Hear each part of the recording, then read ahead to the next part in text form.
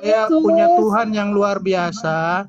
Dia itu lahir dengan mujizat sampai dia dibangkitkan, sampai dia satu-satunya yang ada di surga.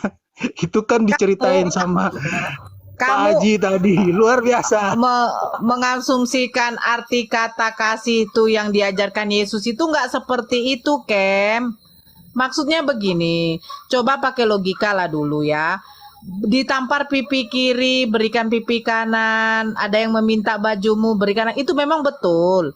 Itu maksudnya jangan membalas. Tetapi ketika memang sudah mengancam nyawa, apakah tidak boleh kita mempertahankan? Jadi misalnya gini, Bang. Kita pakai logika dulu ya, nggak usah kita larikan ke kitab ya.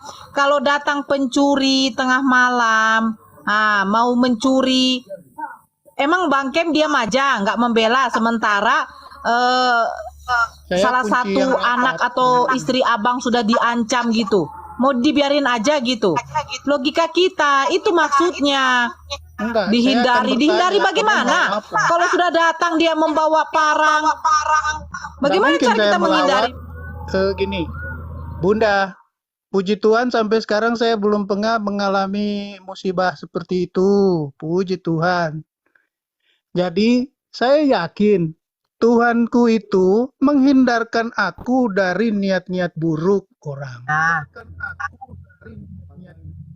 Bukan menghindarkan aku dari niat yang buruk. Bang Kem yakin setiap hidup Bang Kem itu tidak ada masalah apa-apa, tidak akan ada bahaya yang menimpa.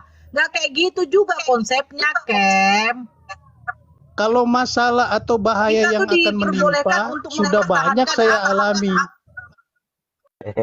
Tetapi kan bantuan Tuhan selalu datang tepat pada waktunya. Rumah mau digorok. Sekarang saya tanya, Bang Ken ini udah pernah datang pencuri mau digorok, udah pernah belum? Udah pernah dibegal belum?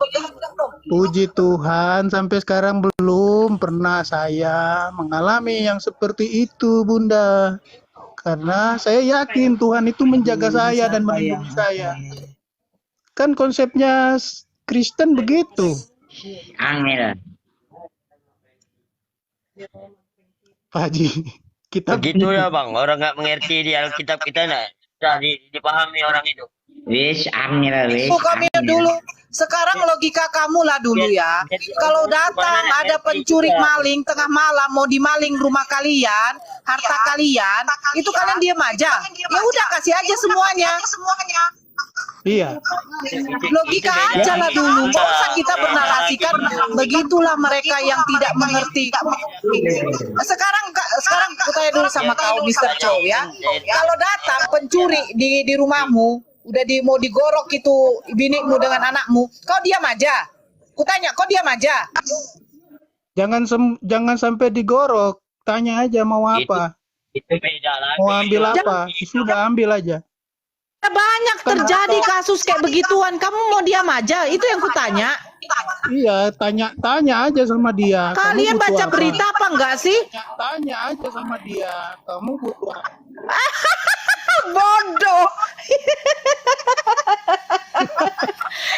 Kau tanya aja sama dia. Baru kamu mau apa? Mau harta bendaku ya? Datang dia bilang, enggak, aku juga mau binikmu dengan anakmu. Nah itu bagaimana? Kau kasih juga? Saya kasih dia uang untuk pergi ke PSK lah. Kalau cuma untuk nafsu, kamu ini uang. Kamu pergi ke PSK, jangan ke sini. Kalau butuh lagi nanti uangmu habis, datang lagi ambil lagi.